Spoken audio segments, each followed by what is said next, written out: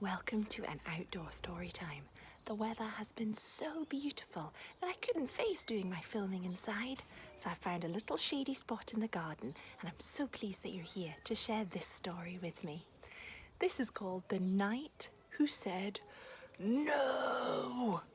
And we know that he shouts this because look, we've got capital letters. They're much bigger. In fact, actually, the whole thing is capital letters, but this bit here is much bigger, and it's accompanied by what we call an exclamation mark, which means drama, which means something is shouted or said in a dramatic fashion. And in this case, I think he probably shouted it. Have you ever done that? Shouted, "No!" at the top of your voice? I think we all have at some point or other. Now, this book is written by Lucy Rowland and it's illustrated by Kate Hindley. Here we go.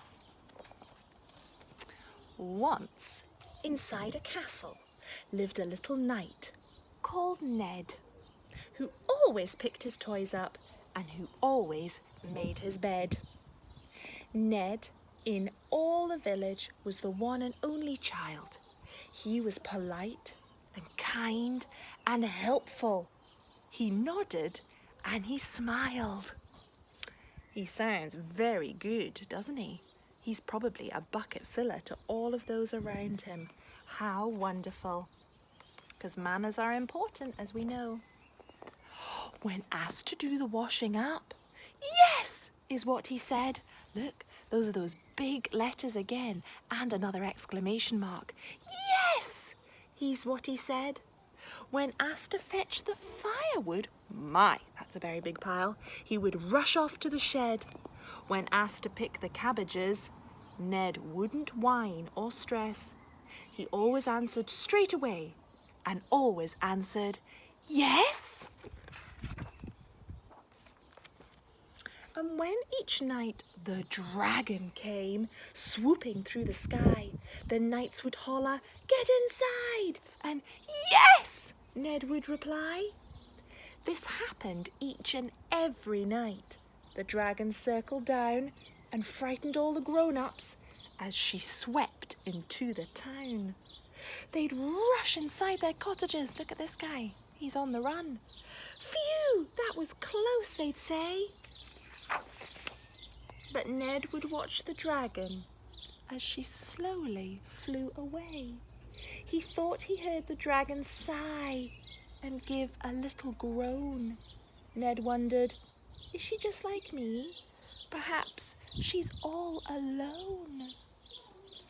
But then Ned's parents said, "Good night," and told him, "Bedtime, Ned." And what would Ned say? Well, based on all his other previous responses, I would imagine it's a thumbs up. "Yes, of course." And off he'd go to bed. Wow. When Mummy and Daddy tell you to go to bed, do you rush off straight away with a happy "Yes"? I doubt you do. Until the morning Ned awoke and something strange occurred.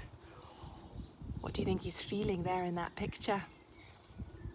Do you think it's a "yes"? Is he thumbs up in the green zone? I don't think so. When Mum said, "Son, please fetch the milk," Ned found a different word.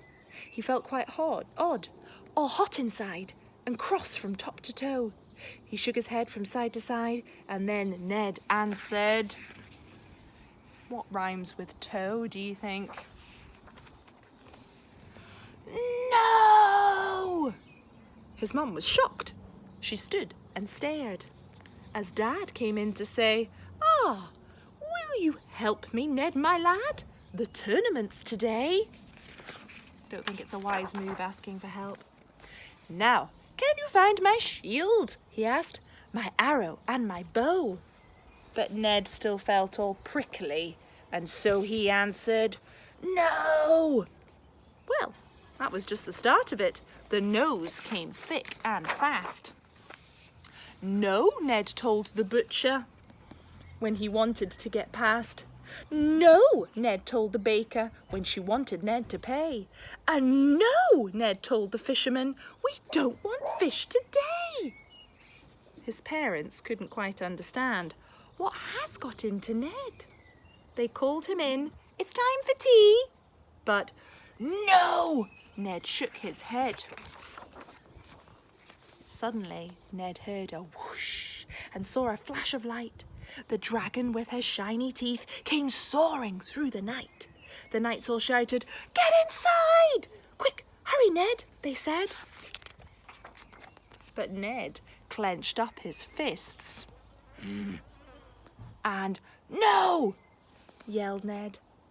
The dragon circled in the sky, then landed on the ground. Hands on hips, Ned waited. But the dragon made no sound. So Ned walked slowly up to her and poked her on the toe. "You're supposed to roar," said Ned. And the dragon whispered,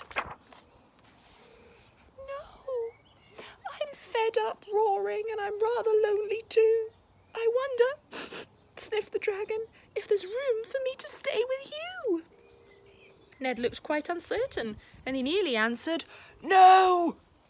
But then he saw the dragon's tears and his cross began to go. He didn't feel quite so prickly. His angry was no more. He felt a little brighter and sort of lighter than before. Then Ned looked at the dragon, trying so hard to impress, and thought, "There's just one thing to say." And he told the dragon, "Yes!"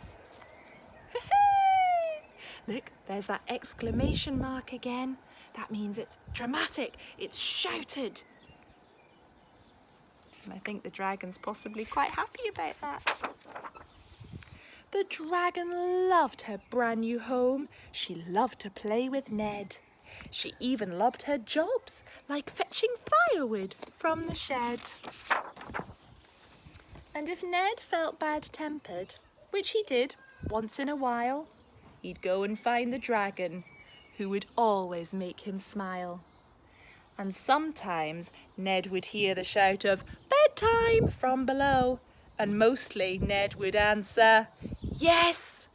But sometimes Ned said, "No."